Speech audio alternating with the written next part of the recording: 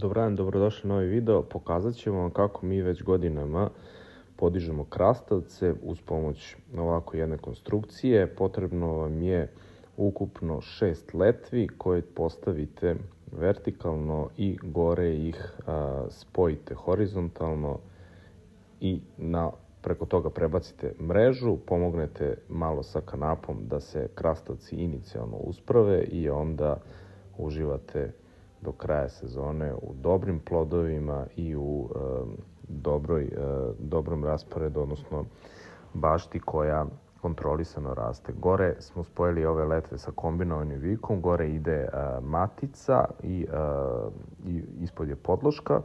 Dakle, gore je mašinski deo, navrće se, probušena je rupa kroz ove letve i na osnovu toga kada se sezona završi možete samo da demontirate ove letve i da ih sačuvate za sledeću sezonu. Letve su prelakirane sa lazurom, zaštićene, dakle, od spoljašnjih utica, samo ih demontirate na kraju sezone i imate ih za sledeću sezonu. Uživajte u ovom videu, nadamo se da smo nekom pomogli, ako jesmo, like i subscribe na kanalu.